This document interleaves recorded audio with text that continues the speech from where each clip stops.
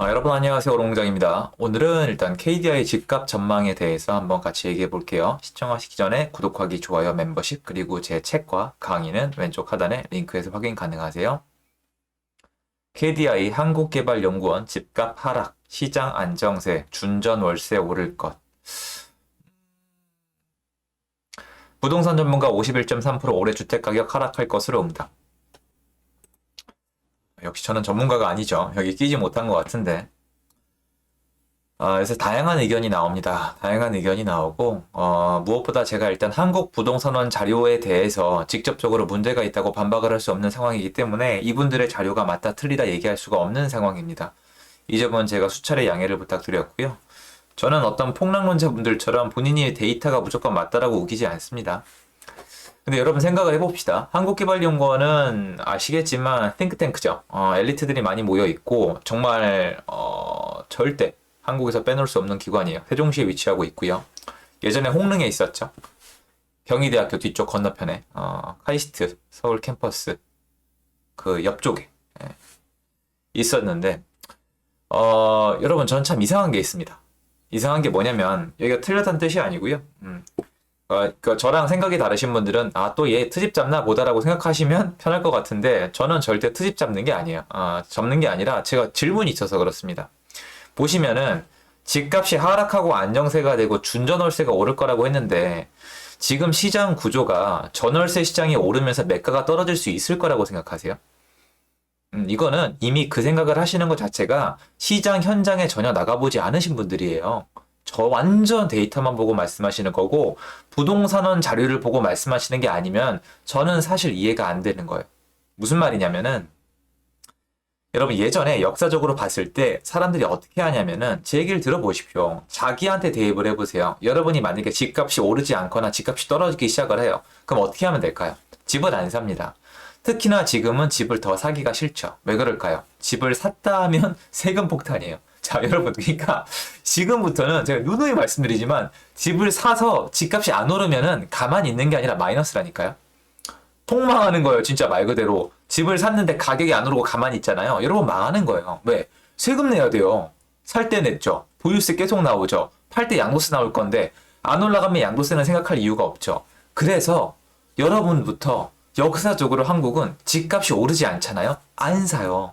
아무리 좋은 입지도 분양을 안 받으세요. 그러니까 올라갈 때 사는 사람들이 한국 시민의 대부분이에요. 저같이 이상한 애들이나 내려갈 때 사는 거예요. 그러면 가만히 있으면 마이너스죠. 여기까지는 좋아요. 자, 그리고 내려간다 칩시다. 하락한다 칩시다. 그럼 여러분 어떡하실래요?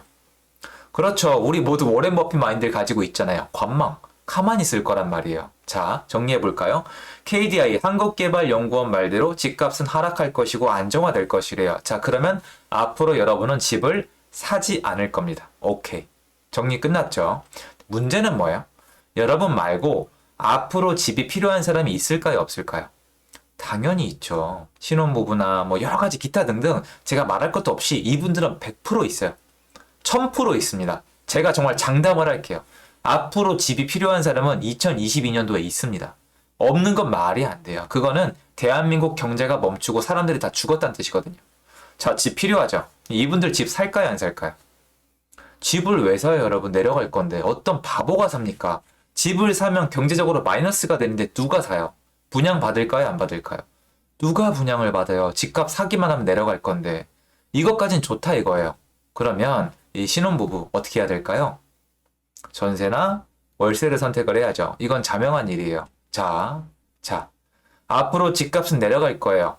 아무도 집을 사지 않을 거예요. 게다가 집값이 내려갈 건데 8.8%나 12.4%의 취득세를 물고 집을 더 사서 전세나 월세를 놓을 정신이 완전히 나간 애국자는 없죠. 존재할 수가 없죠. 그 사람은 정신병자예요. 집을 사서 전세를 놓을 사람은 앞으로 없습니다. 집값이 하락한다면 더더욱 없어요. 정신이 나간 사람이죠. 누가 전세를 놔요? 자, 정리해 볼까요? 앞으로 집값이 떨어진대요. 근데 집은 꼭 필요한 사람이 많아요. 근데 집값이 떨어질 거니까 집은 안 살 거예요. 그럼 이 사람들은 전세나 월세로 살아야 돼요. 문제는 전월세를 누가 공급하죠? 국가가요? 전혀 공부 안 하신 분들이죠. 민간인이 합니다. 여러분이 원하는 전세주택이나 월세주택은 80% 이상이 민간에서 공급이 됩니다. 그리고 공공임대는 여러분들이 싫다고 잘 안 들어가는 입지에 많죠. 자, 그러면 앞으로 집을 살 사람은 없어요. 앞으로 다주택자는 더더욱 될 수가 없습니다. 그러면 전월세를 놀 사람은 없죠. 근데 집값은 내려갈 거니까, 대출도 안 해줄 거니까 이 사람들은 전세나 월세에서 살아야 돼요. 그죠? 여기까지 좋아요. 그럼 당연히 어떻게 돼요? 월세나 전세가 올라가겠죠. 근데 생각을 해봅시다. 월세나 전세가 올라갈 건데 어디까지 올라갈 수 있죠? 그쵸? 공급이 되는 한도까지는 올라갈 수 있죠. 예전에 이미 있었던 일이죠. 갭 투자가 성행할 때 2013, 2014, 2015 미친 전세가 어떤 단지에는 매매가 아예 그러니까 매매는 있는데 전세가 없어요. 어떤 경우가 있었냐면 고양시에서 제가 갔는데 아파트가 예를 들어서 2억이에요. 근데 전세가 1억 9천이에요. 근데도 전세를 살겠다는 거예요. 집값 내려가니까. 문제가 뭔지 아세요? 전세가 없어요. 아파트가 2억이고 전세가 1억 9천인데 전세가 없고 매매만 있어요. 그러니까 집값이 내려가면 이렇게 돼요. 저는 그 시장을 지켜본 사람이잖아요. 지금 이 생각하시죠? 그때 샀으면 대박인데. 맞아요. 대박 났어요. 자, 그러면 이런 식으로 하면 어떻게 될까요? 전월세의 수요는 폭등하고 전월세의 공감은 폭감할 거예요. 근데 이미 지금 완전 망가져 있거든요. 제가 지금 저희 대한민국 시민 여러분에게 제일 신기한 게 뭔지 아세요? 제일 신기한 거. 임대차 3법에 대해서 아무도 지금 별 불만을 안 한다는 거예요. 여러분, 이 법은요, 앞으로 한국 역사에 남을 거예요. 두고 보세요. 역사에 남을 법이에요. 저는 이거를 통과를 시켰는데 아무 얘기 안 하고 있다는 게 너무 신기해서 저는 그거 통과될 때 엄청 충격받았거든요. 물론 저한테는 사실 나쁜 일은 아니었어요. 그런데 너무 충격받았는데 아무도 얘기를 안 해요. 너무너무 신기하게 생각을 하고 있고요. 정말 시장에 관심이 없구나. 정말 남의 일에 관심이 없구나. 아무도 나라 걱정 안 하는구나 하는 걸 느껴요. 말로는 나라 걱정, 후손 걱정인데 정작 그 걱정 제가 하고 있고요. 다들 바보들이세요? 가만히 있어요. 임대차 3법은요, 여러분, 시장을 완전히 아작을 내놨어요, 지금. 물론 그전부터 다주택자를 죽였기 때문이긴 한데. 자, 지금 이 상황에서 앞으로 전월세 공급할 사람은 폭감할 텐데 전월세가 그냥 오를 것이다. 이거를 땡하고 집값 하락, 시장 안정세, 준전 월세 오를 거 써놓으면 땡이라고 생각하세요? 여러분, 지금 그러니까 월세 전세가 오르면서 집값 하락은 없어요. 죄송하지만 제 말이 맞나 틀리나 한번 지켜봐 주세요. 월세나 전세가 지금처럼 계속 상승하면서 공급자가 계속 줄어들잖아요. 그러면 그 상태에서 주택시장 안정은 없어요. 불가능해요. 왜? 전세, 월세를 고르다가 이게 더 이상 공급이 안 되잖아요. 그러면 살 수밖에 없거든요. 살 수밖에 없는데 어떻게 가격이 안 오릅니까? 예전에 경기도에서 이래서 갭투자가 탄생을 한 건데요. 물론 이 형태는 옛날부터 있는데 이름이 달린 거죠. 제가 이론이 이해가 되세요, 여러분? 지금 주택시장을 잡으려면 여러분 전세시장을 잡아야 돼요. 지금 전세시장을 잡은 것처럼 보이죠? 왜? 대출을 안 해줘서 수요를 죽여놨으니까. 그래서 얘네가 월세로 이동을 했죠. 언제까지 버틸까라고 생각하시는 건지 잘 모르겠어요. 그래서 이렇게 써놓는 건 저는 이해가 잘 안 돼요. 제가 감히 한국개발연구원에게 뭐라고 하는 건 아닙니다. 그건 말이 안 되겠지만 여러분 준전 월세가 계속 오르면요. 매매가를 건들 수밖에 없는 구조를 지금 우리 만들어 놨어요. 근데 어떻게 집값이 하락, 시장이 안정세가 되면서 준전 월세는 오를 것이라고 말씀을 하시는 건지 잠깐 혹시 3월 달까지만 전망을 하신 건지 잘 모르겠어요. 그러니까 3월 달까지만 전망을 하신 거면 전 이해가 되는데 저는 이해가 안 되는데 제가 틀린 거면 제가 정말 할 말이 없는데요. 제가 아무리 시장을 지켜보고 공부를 많이 해보고 여태까지 전망을 계속 해오면서 활동을 해봤지만 이거는 저 이해가 안 되거든요. 그러니까 여러분이 저랑 의견이 다르시면 한번 스스로 답변을 해보세요. 지금 앞으로 전월세를 공급할 사람이 늘어날까요? 절대 늘어날 일 없어요, 여러분. 절대로예요. 늘어날 수가 없어요. 일단 살 수가 없어요. 취득세 12.4%는 못 내요. 웬만한 사람은.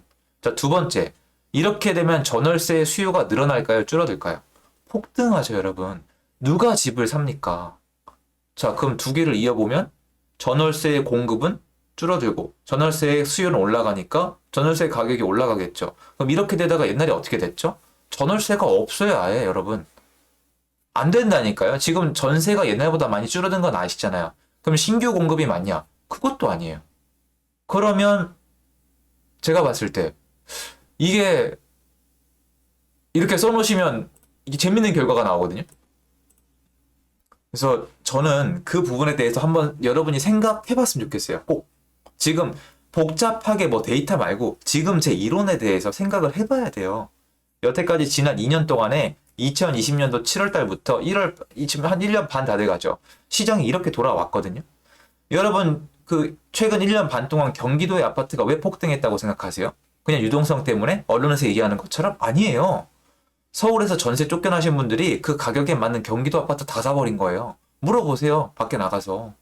그러니까 저가 아파트가 다 팔렸죠. 물론 유동성도 돌았겠지만 그건 제가 모르죠. 투기꾼들 마음은. 근데 저는 이게 기사를 읽었을 때 어잉? 이 생각이 들었어요. 왜 이렇게 말씀하시지? 그래서 요거는 저랑 같이 한번 좀 생각해 보셨으면 좋겠습니다. 그러면 앞으로의 시장이 어느 정도 보이지 않을까요? 단기적으로는 이럴 수가 있죠. 하지만 지금 전월세를 구하시는 분들에게 이런 얘기를 해주실 게 아니라 제 책이나 제 강의처럼 지금 절대 전월세 계약하지 말고 집을 사라고 말씀드리는 게 더 논리에 맞지 않아요? 시장은 뭐 이런 심리가 아니에요. 인과관계지. 어쩔 수 없이 돌아가는 판이잖아요. 그래서 전월세 구하시는 분들 제 의견 꼭 한번 생각을 해 보셨으면 좋겠습니다. 제 영상 여기까지고요. 도움되셨으면 좋겠습니다. 감사합니다.